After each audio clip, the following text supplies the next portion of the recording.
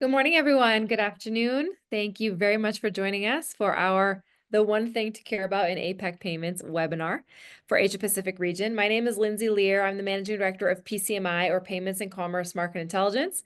And this is our second annual General Payment Trends webinar that we're holding for the Asia Pacific region. And we're really excited that you're here and really looking forward to bringing you some very fascinating content today. If we move ahead, just a very quick legal notice for you to take note of as we work through our content today, and we can keep going ahead. And I want to just very briefly, quick introduction. Lindsay Lear again. I'm calling in this evening from San Francisco, but I am joined by my two colleagues based in the region who will be delivering the majority of the content today. Starting off with Tonette Santana, our APAC lead. Welcome, Tonette. Thank you, Lindsay. I'm Tonette Santana, everybody. I'm Filipino. I'm from Manila, and I've spent 18 years in banking in Manila, in Hong Kong, and in New York. So, as Asia Pacific lead for PCMI, I'm here to understand all the needs of our clients in Asia Pacific and make sure that we truly deliver what we need, what our clients need. I hand off over to Nacho, who's in Sydney, Australia. Hi guys, thank you so much, Tony and Lindsay, and welcome everyone. My name is Nacho Ignacio Carballo. I'm from Argentina, living here in Melbourne, Australia. I've spent the last 15 years of my life studying the failures in the financial system and understanding the new trends in technology and how they impact the business in general. I'm very happy of being here and share with you these amazing trends in Asia Pacific. Back to you, Lynn. Terrific. All right. Well, thank you guys. I'm thrilled that you're here, and I'm looking forward to having a great conversation with both of you. If we move ahead, I just want to give you guys a little bit of, before we dive into our content, I want to give you a little bit of an update on PCMI and why the one thing, a bit of a strange title this year, right? Many of you who have followed us over the years have seen us do our mega trends every year, which is a fantastic format. We wanted to shift it a little bit, especially in the Asia Pacific region, where it's such a diverse region. There is so much going on. It can be difficult to come up with widespread themes and then provide enough richness in a 1 hour session, right? Usually our presentations are very data packed, very thick, very rich, very heavy. We wanted to make it a little bit more dynamic and a little bit more oriented around helping you prioritize and helping you understand what's the one thing that you really need to understand and really need to be paying attention to in major markets across the region. So it's about clarity, it's about prioritization, it's about helping you dial in to the thing that's going to move the industry the most this year. So that's a little bit of the reasoning behind the one thing, okay? And just to give you all a little bit of an update on PCMI, many of you all have been following us for many years from our days in AMI when we focused only on Latin America. Many of you know in 2022, we rebranded to PCMI and embarked on this very exciting global expansion. And just some successes we want to share with our network who have supported us over the years. Last year, we did over 40 client engagements and miraculously experienced 65% growth in 2024. Again, this is due to our expanding globally and getting to experience and getting to delve into these fascinating issues you see here on the chart across all world regions. You can see kind of, if you're curious about the type of work and the verticals that we dive into, this also helps you get a sense of some of the trends, right? Cross-border payments being the #2 most commonly studied vertical that we studied in 2024, followed by consumer digital banking, e-commerce, blockchain, acceptance, right? So you can sort of see these themes pop up over and over. If we continue on, you can see as well, these are all the markets that we did work in last year, 51 global markets. We actually did a really fantastic job of providing comprehensive coverage of the AP region. As you'll see, we're going to cover 7 different markets today in our discussion. And monthly, we're turning more of these countries red. So it's really been an honor and a privilege to get to do this fascinating work around the globe. Okay. Now, a lot of times what happens is you all will follow our thought leadership, you'll follow our content, you'll tune into our webinars, but you may not know exactly what we do for clients.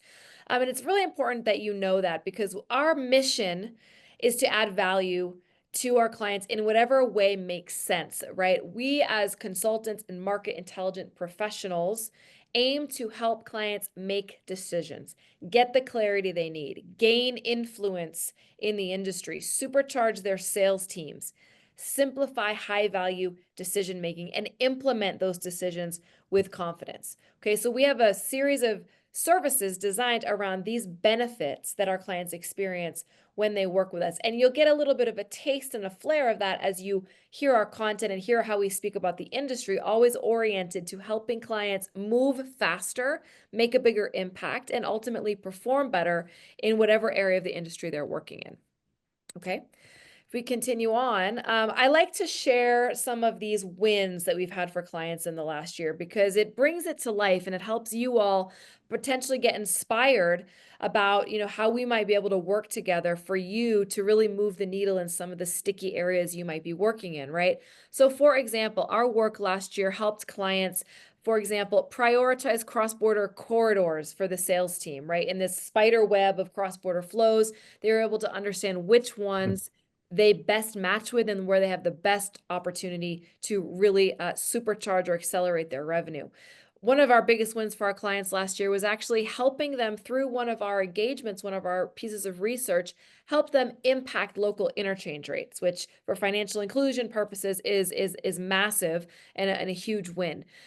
We helped clients identify which value-added services they need to invest in developing in a future of payment strategy workshop so that they can make sure they're staying modern, staying cutting edge, and really even being ahead of their clients so they can maintain a leadership position in what they do. So these are just some examples of how we tangibly help clients.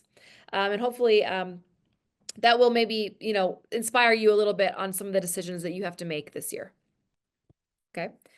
Now, what do we not do? This is one of my favorite slides to present because a lot of you who have maybe worked with other consultancies, maybe you had a mediocre experience, and some of these might with you, right? So what are we committed to not doing at PCMI? We do not tell you what you already know. We go deep, we go rich, we go very detailed and very robust. We are not superficial, vague, or inauthentic, okay? We do not overcharge and under-deliver, which unfortunately can be sometimes the results that occur, right, with consulting engagements. We do not overly depend on business school frameworks and consultant speak, right? We speak to other humans, we're working with other humans, and we want to work together to achieve common goals. We don't settle for good enough, and we don't stop until we've added massive value, okay? This is our commitment to our clients. This is how we love to work. We don't think it's worth working in any other way. And then on the next slide, what you can see is, to help actually bring this to life and to help us grow as consultants, we actually invested this year in a high-performance coaching program from the High Performance Institute.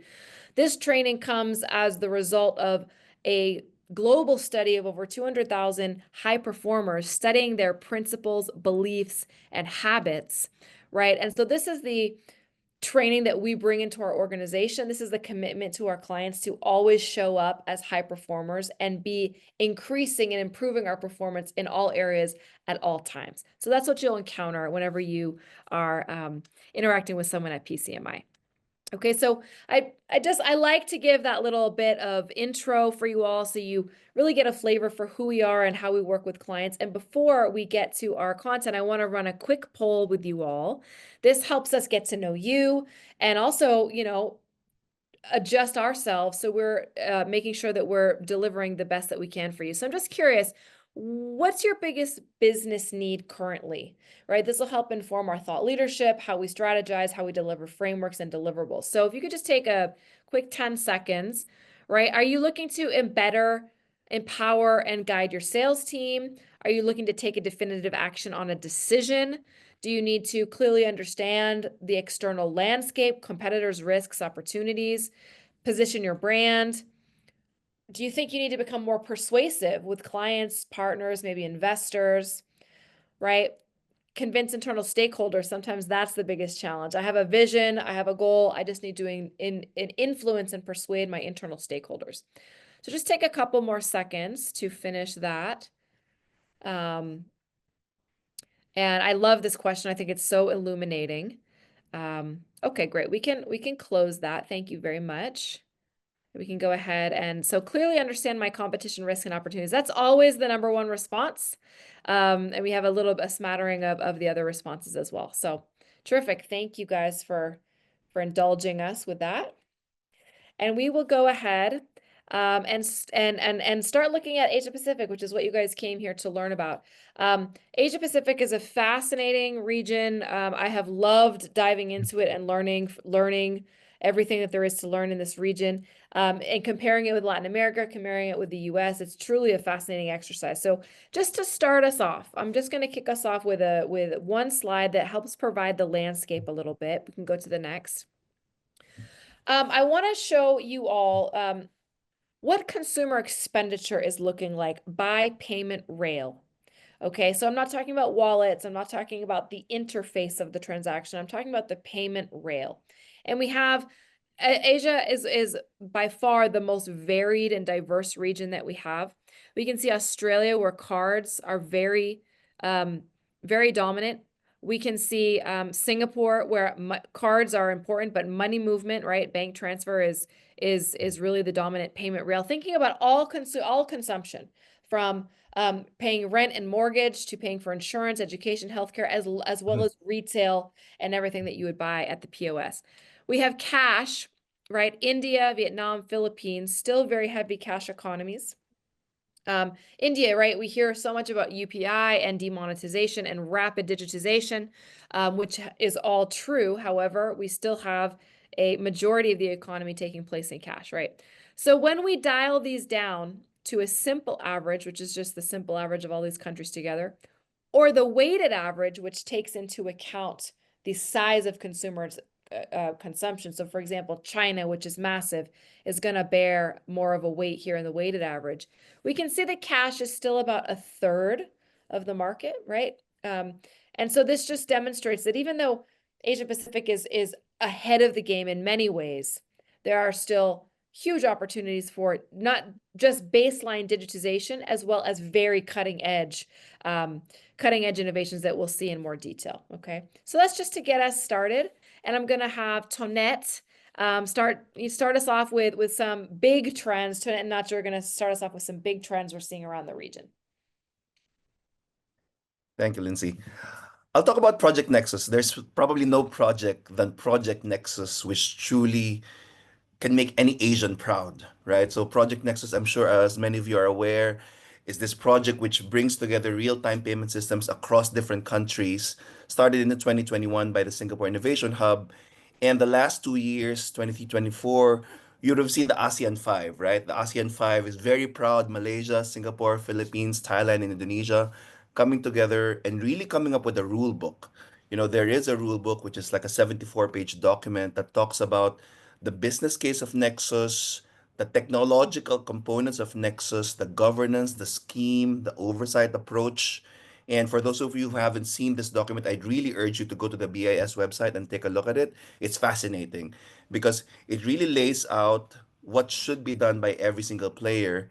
And on the lower left side of this, of this particular slide, you will see there's a small blurb on how Nexus works. And I really want to direct your attention on the lower left side, which talks about the flexible model, right? Because there are many ways for different financial institutions to, be part of Nexus, right? There's like a payment service provider, there's there's an FX provider, there's a software provider, and the way the Nexus project has been built is to make sure it's flexible depending on the commercial model, right? It's very difficult when you have a very static type of model and assume that everything is the same in every country. We all know in this call that's not the true.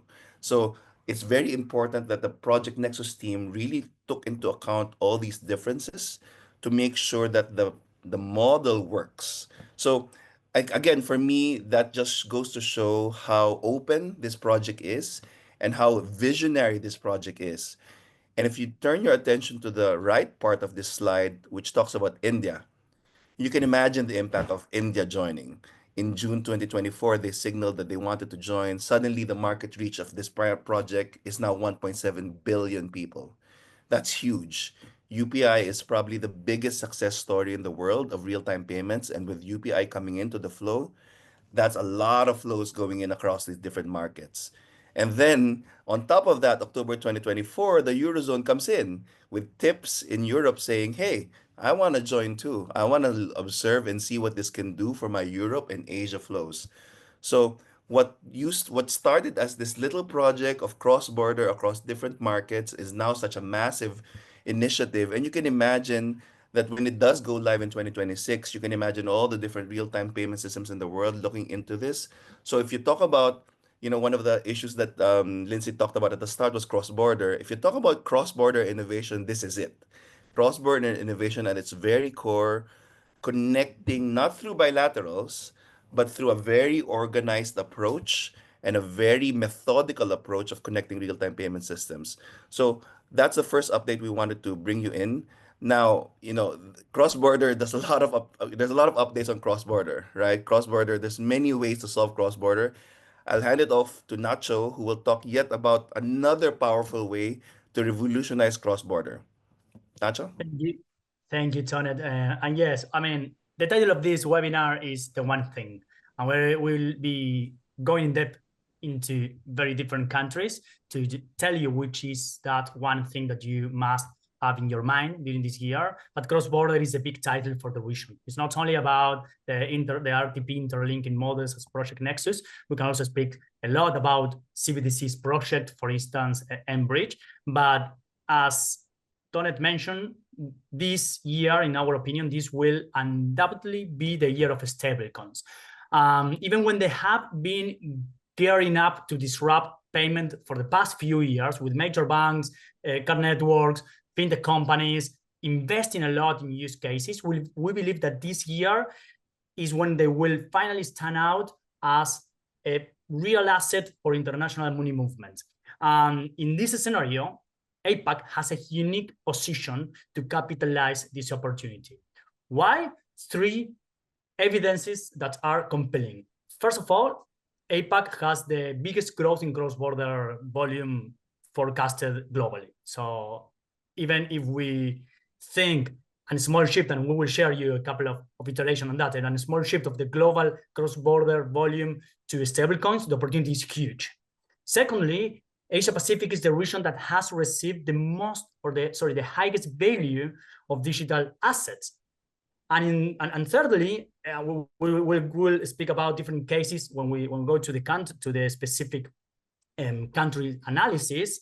But there are a lot of private-public innovation. In fact, I would like to highlight a survey of Fidelity Digital Asset that found that 71 of the Asian institutional investors have already adopted digital assets, and 9 in 10 is actively exploring this opportunity. So the question will be, okay, this has been going on for several years right now, but why this is the one thing in this 2025? Well, let me tell you that the main reason is because finally we will see how the main global markets will align and bring regulatory certainty globally.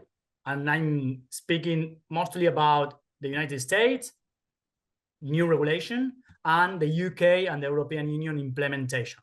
In this scenario, again, Asia Pacific is at the forefront, not only with markets as Singapore, since 2023, they have been working a lot in this. Tonet will speak about this in a while, but also new huge market as Hong Kong or Japan that will be finally implementing their regulatory frameworks during this 2025. There are a lot of examples that we can tell you. We can speak about Philippines. We're going to speak about Thailand, South Korea. We're going to speak about private initiative as Visa and PayPal, but we will go to them in our country specific. I just want to give you, if you go to the next slide, please, give you a little idea of the impact of this unique opportunity of Asia Pacific with stablecoins. So first of all, if you look to the right, something that you already know, the activity of stablecoin, despite all the cycles of the crypto market, has done nothing but growing. So it is anti-fragile. That's what it is. So we can absolutely confirm that it will keep on growing in the future, and more and faster if we have regulatory certainty.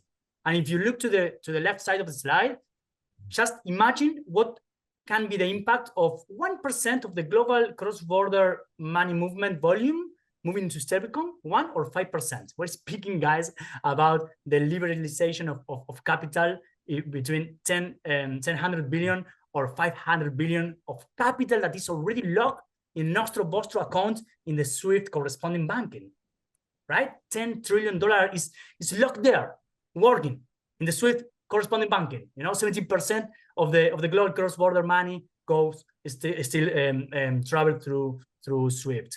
And if we think about which are the savings that the companies should get annually, these two scenarios provide us a volume between 5 or 24 billion for retail cross-border.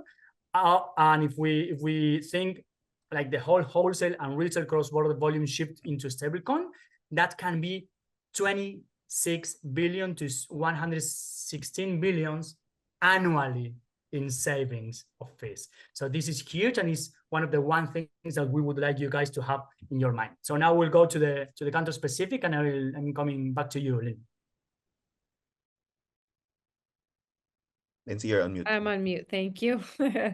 A couple of just context setting for you all, big ideas. But now we're going to just drill into the one thing in select markets, which you're going to see are quite varied, quite exciting. And we are going to start with Tonette. So Tonette, let's move on to the next one and hear from you on Singapore. Sure. I'd like to reiterate what Nacho said, maybe like 2 times: clarity and certainty. So that's certainly the framework of this first slide on Singapore. We've chosen regulation as the one thing in Singapore that truly will deliver. The Singapore's Monetary Authority of Singapore has long been a pioneer in fintech regulation. But this new framework for stablecoins, this is what it'll make it legitimate, because it'll make it clear and concise, and we know all the different players will know what to do. So, this is really Singapore positioning itself as a hub for stablecoin innovation and adoption.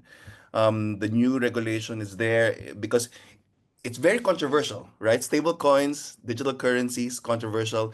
People love it, people get scared of it, and it's only regulation that will really truly help all the big players play in the right way, play in a way that they feel confident, which in turn turns to consumers. If corporates and banks are confident, consumers will be confident. Now, there's a lot of different regulations. You also have the MAS and the Association of Banks in Singapore establishing a payment entity that focuses on it, looking at oversight, balancing with growth. I know when people hear of oversight and regulation, people sometimes get very scared. But in a new type of tool, in a new type of technology, this is extremely important to be able to push forth this new technology. Now, there's always an old saying that goes, the proof of the pudding is in the eating, right? And on the right, you will see some samples of why this certainty drives innovation, right? You have the Visa Digital Treasure Card by DTC Pay. It targets ultra high net worth individuals, real-time conversions of stable coins to fiat, right? So that's an actual thing. That's not a theory. That's not stable coins. Is that real or not real? That's a Visa putting together a real thought case, right? And then you have Standard Chartered, very large institution, working with Straight X, looking at reserve managements for XUSD and XSGD. Again, a large institution going into this and putting together something that consumers will be able to grab and utilize, right? And then you have Grab. Everybody knows Grab. I'm in Singapore. It's Grab everywhere here. Then you have enabling digital wallet top-ups using SGD stablecoin. So again, if you look at where this regulation is bringing the market and how this forward-thinking regulatory approach, and I want to stress that it has to be a forward-thinking regulatory approach, not a control, but a control and build, control and allow. So that's what these regulations are trying to do, right? So it's funny because when we go to the next slide, which I'm also going to talk about, which So, from my sorry, let me just make a really quick comment before Sure. you go to the next slide, because if we go back one, I just want to make a comment on how versatile Singapore is really demonstrating how versatile stablecoin can be, because you have card network, traditional financial institution, and a technology company all using stablecoin for different purposes.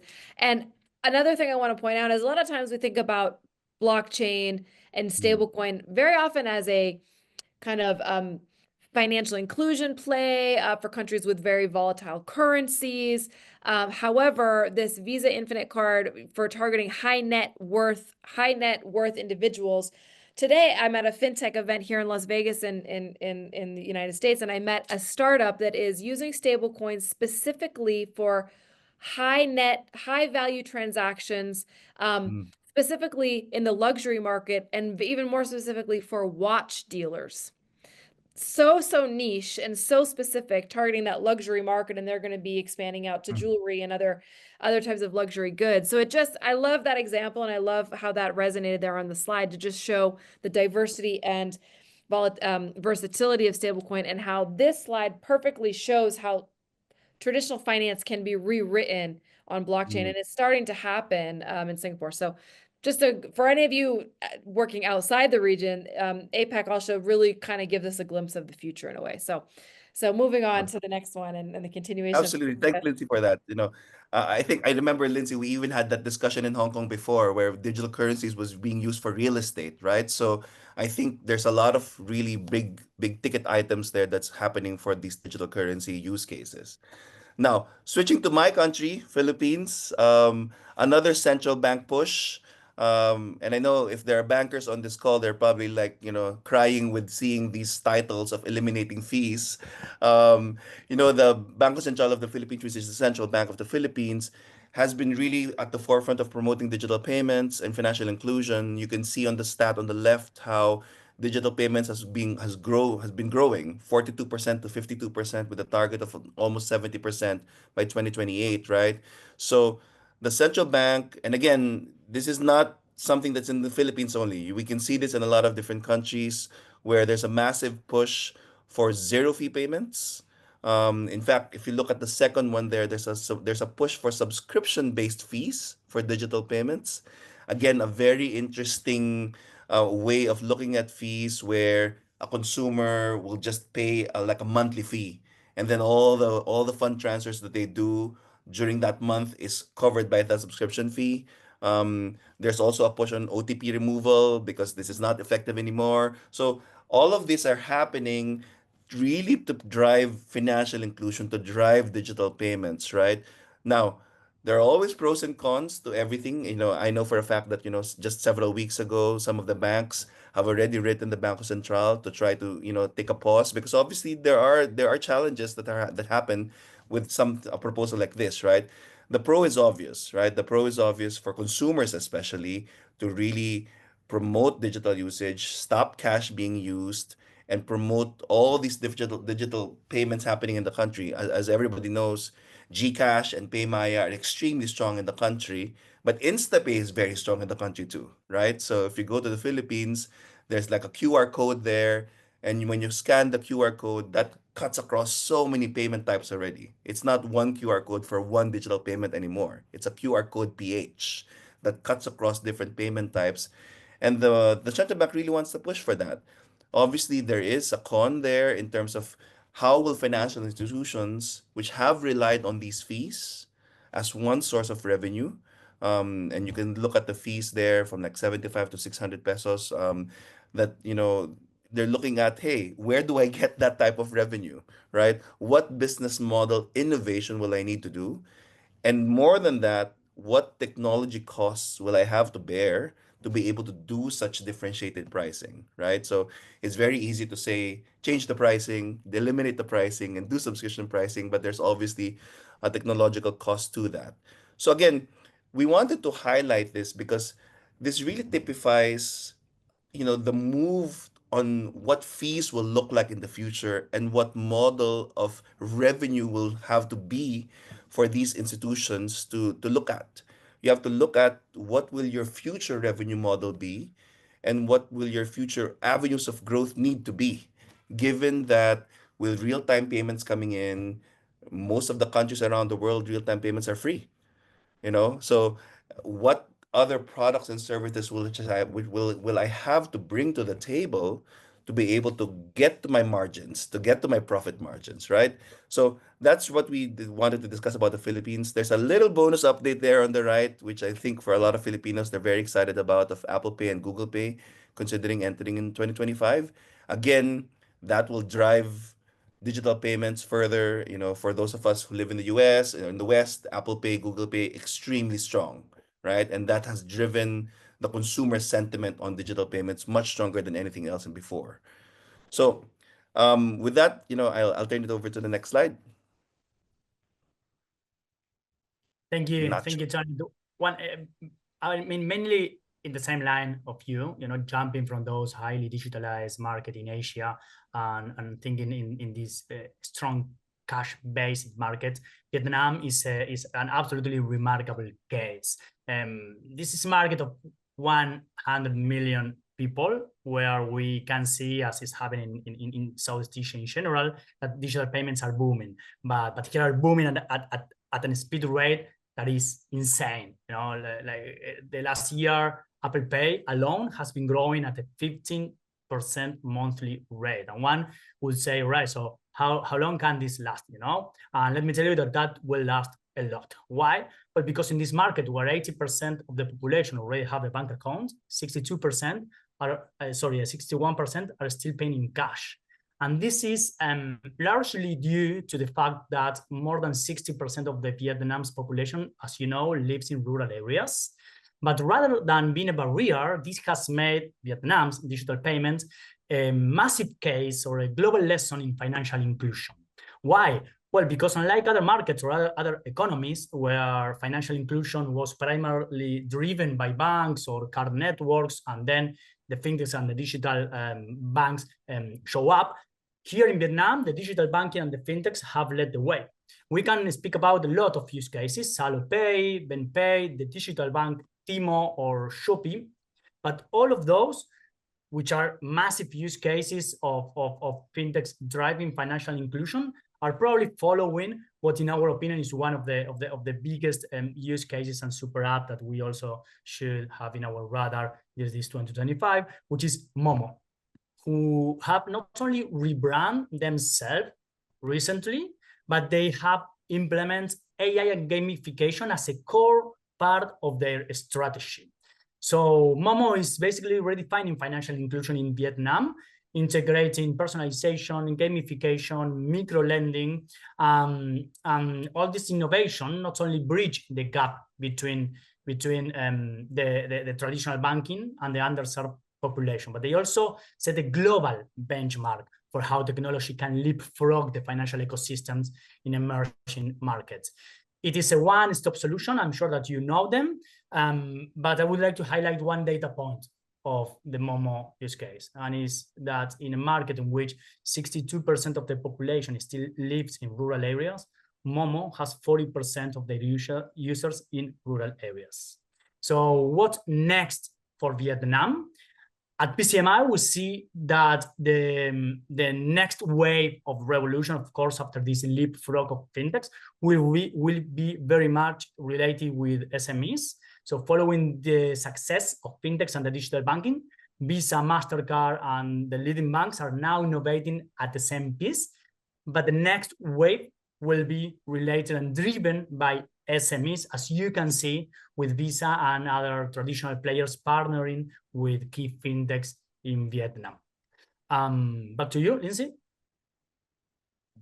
All right, great. Let's go ahead.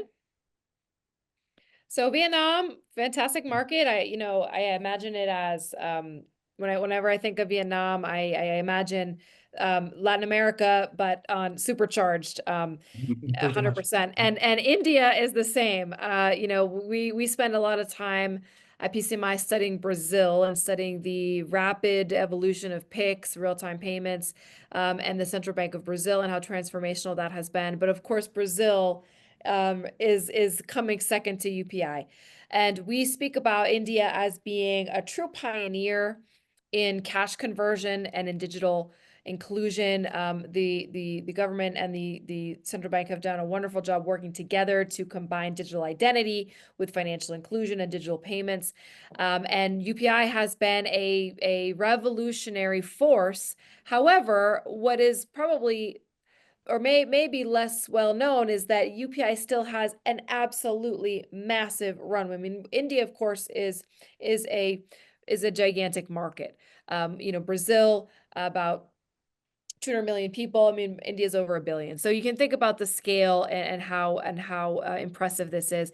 But just to put this into perspective a little bit, so UPI's had fantastic success in many ways, over $3 trillion in payment volume, 450 million users by the end of 2024, again, out of a population of over 1 billion people. So it's only reached about half of all 900 million internet users in India.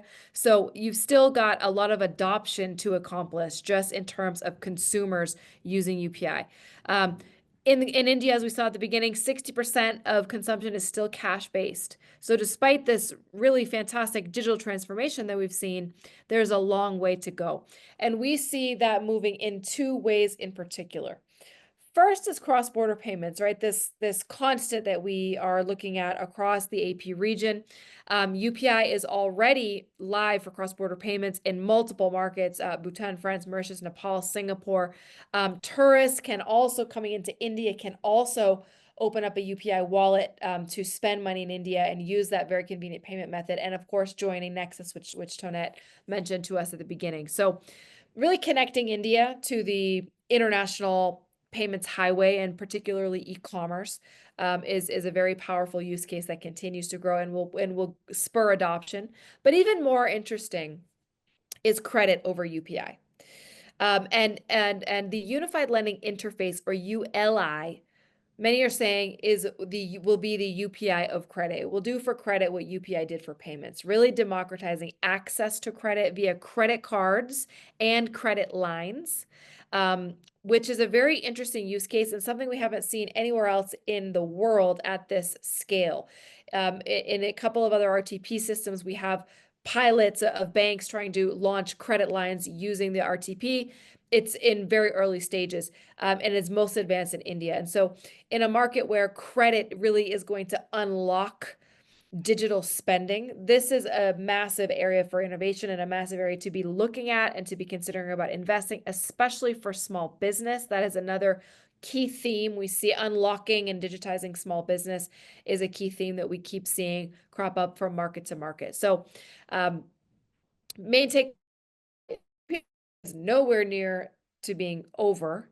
And what to watch is credit evolution using UPI rails, taking multiple formats and involving many different players. Okay, and of course that is only going to, once credit is accessed, that just has a domino effect of heating up commerce and expanding the economy in general. So something to be watching there for sure. All right, so that's India. Let's go back to Tonette to take us north to Japan. All right, we do a shift, and this time we're talking about a cultural shift, right? So, Japan, traditionally cash-driven society, is really experiencing finally a decline in cash usage. And this is a cultural shift, an economic shift for Japan, right? So, and we can see that through the embrace of these fintech innovations and attracting significant foreign, fintech investments, which is usually not the case when you talk about Japan. Very closed economy. They love their own local players, but here we wanted to show you what's happening on the ground, right? So we'll give you an example. On the left side, you can see Wise. I think many of you probably have heard about Wise, one of the most successful global companies on remittances. He now has access to Zengin, Japan's clearinghouse, right? That's massive. That you're talking of a really large company coming into a market and then having access to the clearing. And then you can see checkout.com and Nuvei both have acquiring access.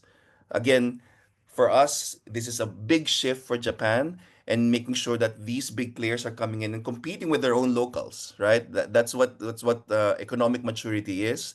That's what playing on the global scale is. When you have all your local players playing with all the global players in one go.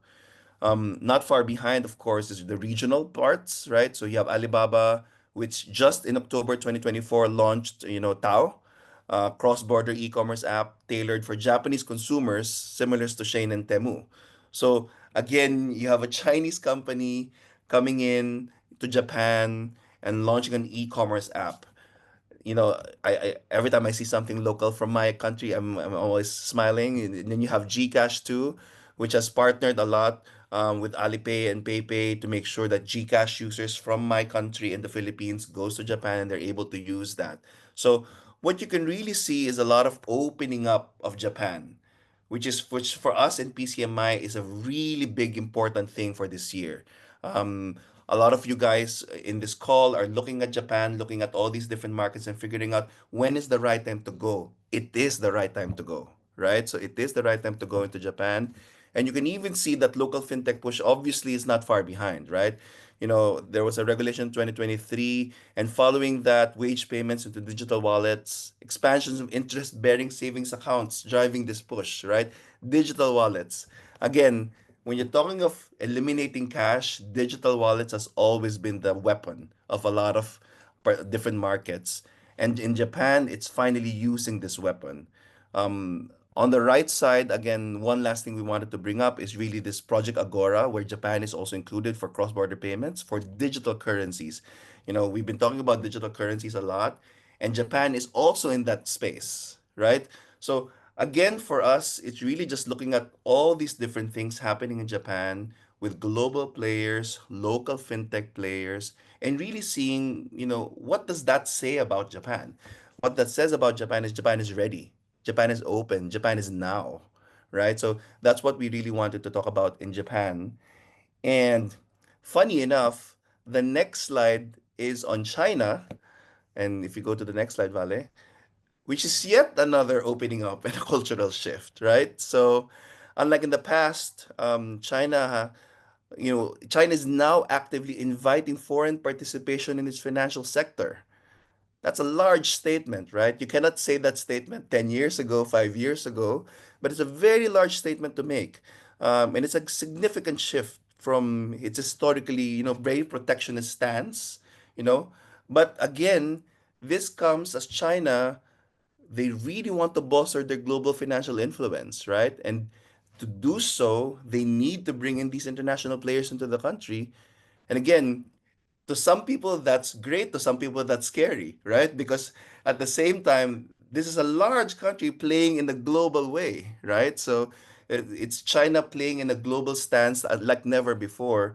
And that's a really big shift that we see in PCMI for China.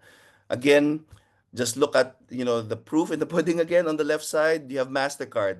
I think everyone has heard the story of Alipay and WeChat dominating in China for so long. In fact, it still does.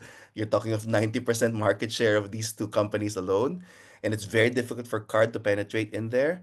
But now you have MasterCard, which is the second foreign company who has entered card space post 2023 with a JV, of course, with NetsUnion, partnering with 20 banks. And I wanted to direct your attention to this, launching 50 card programs, right? They're not launching one program, they're launching 50 card programs, right? So that is of note. That is of something to take a look at, and there is initial indications have shown high outbound travel spend being observed. So there is take up, right? This is not some little experiment that's just a token experiment, that there is spend, and you do have Visa and Amex there in the play as well. Now, on the right side, one important item which you kind of heard in a different ways today already is about regulatory reforms, right? There are new policies that the PBC has set, 20 new policies, and I wanted to highlight the two on the top because it really goes to the core of what China's trying to do in terms of equal treatment for foreign financial institutions, allowing them new services, right? And that's again another big ticket item. Again, the devil is in the details. You have to look into what that truly means. But at least from an intention point of view, the China regulators are trying to make this field easy for foreigners, trying to make this field easy for foreign corporations to come in. And that's extremely important for us in PCMI because again, if Lindsay was talking about the 1 billion, over 1 billion of India, you have another 1 billion of China. And that's why Asia is fascinating, right? We have two countries with 1 billion people each, where one little regulation, when one little company comes in, the effect is massive. It's like 20 countries put together with one little regulation that happens in China. So again, these developments represent a real historic turning point for them, and a real historic turning point for foreign firms coming into China. All right, I'd hand it over to Nacho, who actually resides in this country down under. Nacho? Mhm. Thank you, Tanu. Guys, this is fascinating. Asia Pacific as a whole is fascinating. So if we go to the next slide, Valen, we'll finish this country-specific section speaking about Australia. And as you have seen, speaking about Asia Pacific as a whole is a mistake, because there are so many sub-regions and this like huge market as India and China. So understanding everything of that is complicated. And this fascinating region, we have two countries, Australia and New Zealand, and we'll speak only about Australia, which are more outsider than what we have shown recently. And why? Well, because these are countries in which there are strong banking oligopoly that for some reason, several reasons, they have worked pretty well in the past. So in Australia, as you know, more than 70% of the banking sector is dominated by the big four banks, and that has worked very well. However, cards dominate this market, and the fintech revolution has been, even when we have great cases here, has been probably slower than in other countries in the world, and of course, in contrast to the rest part of Asia Pacific, where we have seen that the cash is still mostly a problem. So which is that one thing that we believe you should have in your mind if you analyze or are thinking in doing business in Australia? Regulation. And the impact of those regulations that, in our opinion, will promote alternative rails and payment methods that have not been growing as fast as we have been seeing in the other countries. What are we talking about? What are we speaking about? Well, mainly about the NPP, the RTP here in Australia, which we believe is finally emerging and reshaping the way that the sector and the industry is working. And this is a direct consequence of three things. First of all, the cost of living debate after this massive inflation for the Australians here. I kind of laugh because I came from Argentina, where we have 3% of inflation monthly, but here, having 3 to 4 and inflation now 2 point something is a big problem. And the cost of living debate generate a huge debate about surcharging.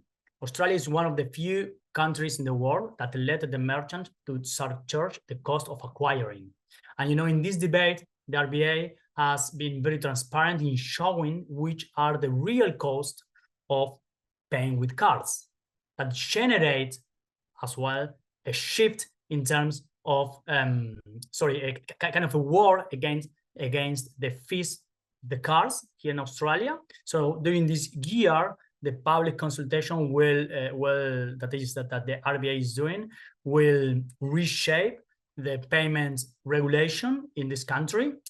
And due to the high interchange that the cards are now, we have data, we can see that they are charging.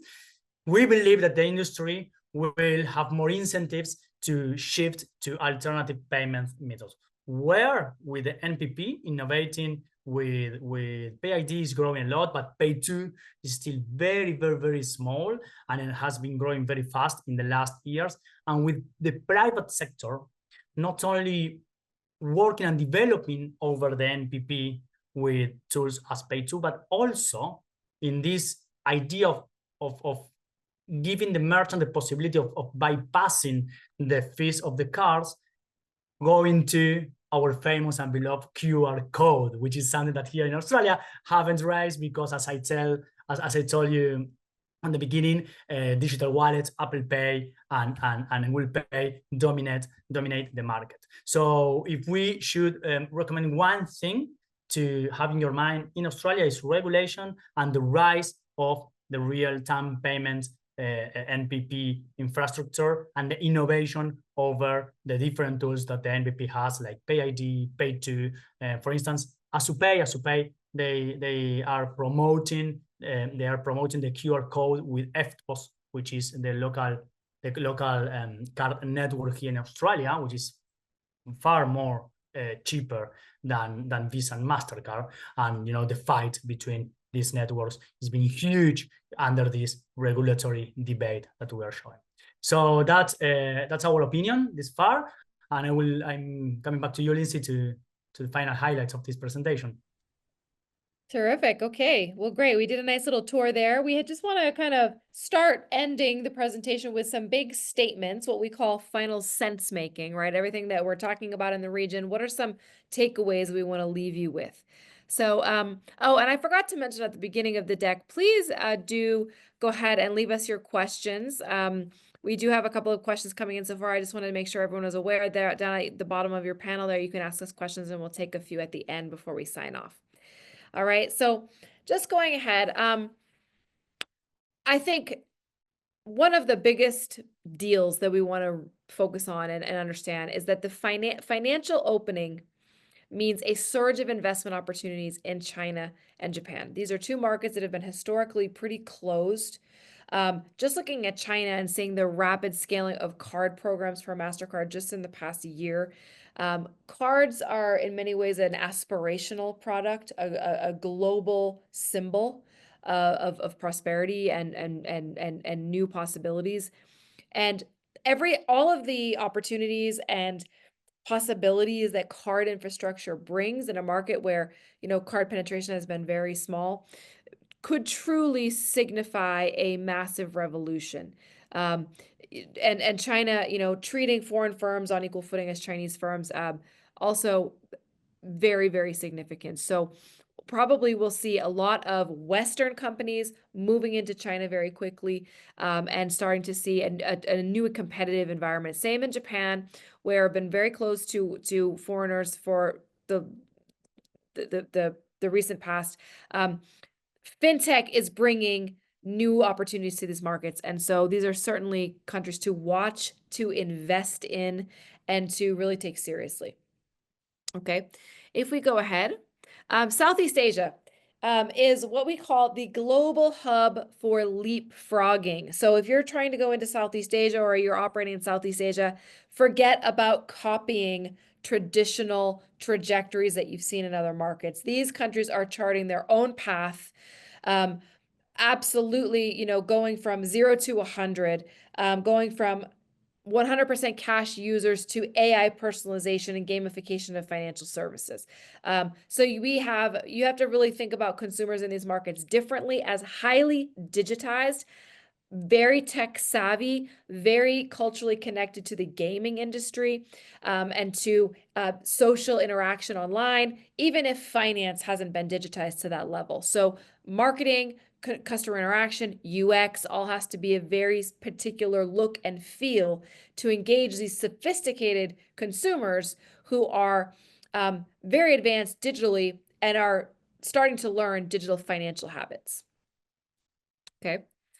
We're moving ahead. In India, the UPI story is only getting started, with credit the next thing to scale. This has huge opportunities for, of course, banks, also fintechs, brokers, card networks, money movers in general, everything related to the credit industry, not to mention small businesses. Once small businesses get access to credit, even microcredits of $100 or $500, that starts to trigger the creation of entire digital payment ecosystems all around invoicing, liquidity, cash flow, and credit of a small business. Imagine the ripple effects that can have in a billion-person market. So a very important country to take seriously and to be watching credit evolution. It's also a great case study on how do we use public rails, low-cost, instant public rails, to innovate and to provide new use cases in a region where fee revenue is declining, right? So credit is that next evolution that makes sense. Okay, if we continue. Stablecoin may finally become relevant at the global level. We've seen stablecoin ramp up for many years. It's not a new technology, but has kind of hovered around kind of cutting edge, something very interesting, starting to become a little bit mainstream in some cases, absolutely led by the Asia region. The rest of the world catching up And as that occurs, especially with regulatory certainty becoming imminent in the US and Europe, this could really, led by Asia, help stablecoin really take off like wildfire for cross-border payments for many different use cases. Okay. And then go back one.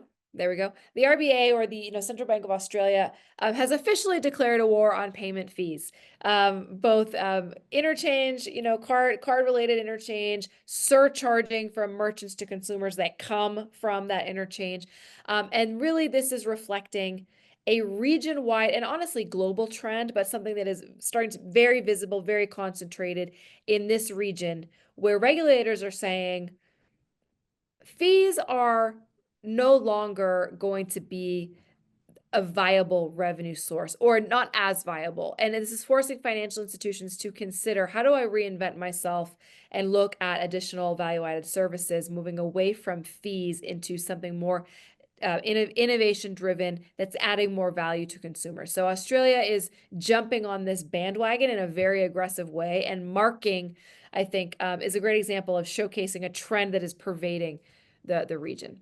Okay.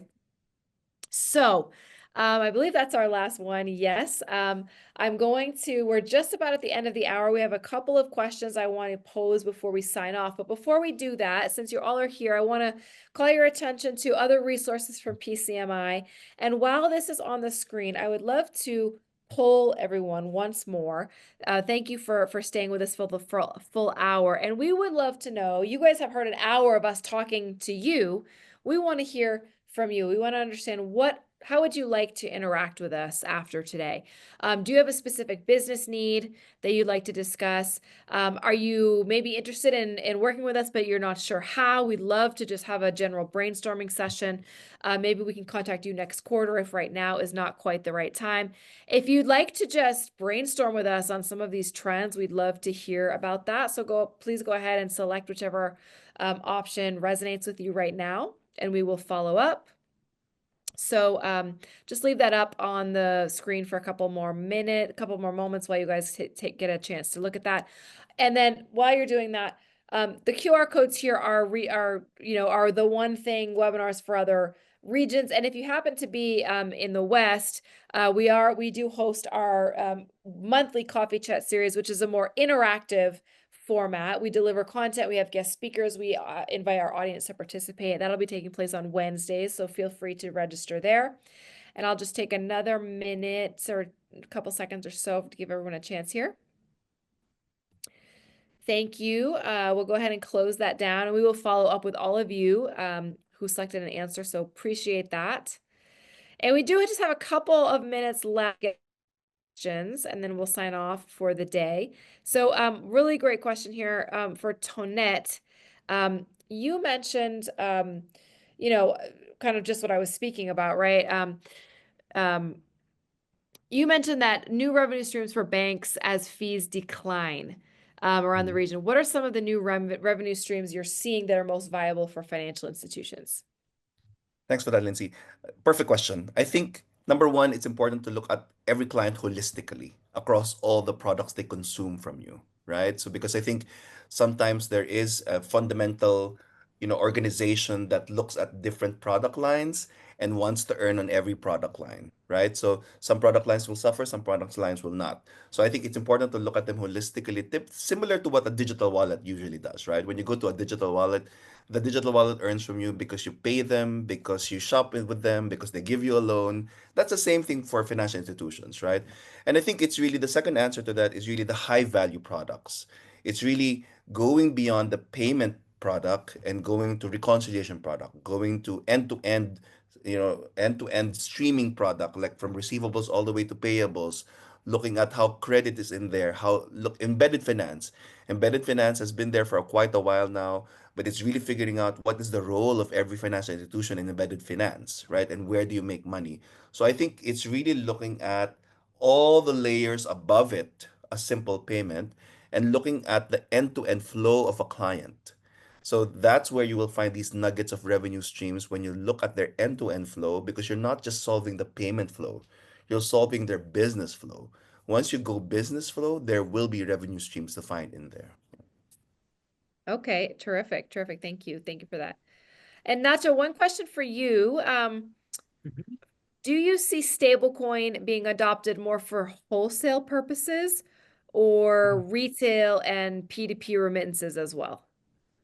That's a fantastic question. And my opinion, this is of course our analysis. When we speak about B2B cross-border payments based on blockchain technology through stablecoins, in this 2025, what we are seeing, and this is what the companies are asking to us to study, is mostly related to B2B payments. The wholesale this far is also been challenged by the interlink models in Asia Pacific specifically, not that much in other parts of the world. And of course, there is a potential CBDC revolution around the corner that we know that is mostly related with wholesale CBDCs. So in the short term, I will say mostly B2B, B2B related to industries as remittances, and any other industry like gaming, like e-commerce, all industries that need to move money. They are trying to understand how they can use stablecoins for making the cross-border B2B movement more efficient. The technology is there, but they were looking for this regulatory certainty. And the thing is that you can have your country very clear in terms of regulation, but if the country where you should move the money from or to has not a clear regulation, that will never happen, and the companies will not invest in that. So that's the change that we are seeing this far. So I will say B2B cross-border is on the top, and after that, B2C probably something interesting on the remittances scope. C2C, is Mastercard and Visa. They have the crypto programs, and they're trying to also find with their networks to try how to implement blockchain or stablecoin inside with USDC Visa or with the Mastercard blockchain network on the other hand. And wholesale, I will bet more midterm and having an eye on other alternative rails to revolution as RTPs, interlinking, and CBDCs as well. Terrific. Thank you. That's very, very, very useful. I think a good segmentation. So thank you both, Nacho and Tonet. Thank you guys for sharing your expertise with us. I believe that brings us to the end. If we just go one more slide, I think we just have our final mission statement. I just want to remind you all who are listening and who have made it to the end with us. Our mission here at PCMI is to be your ally and to be your asset and to help you essentially achieve your goals faster than you would without working with us, right? We love working with clients. As you can see, we are really passionate about this industry. It's fascinating. It's changing the world we live in very quickly. And we really thrive when we get to participate in that growth by working with you. So we welcome any questions. We welcome any further discussion. Thank you so much for tuning in, and we can't wait to see you next time. Thank you so much. Take care.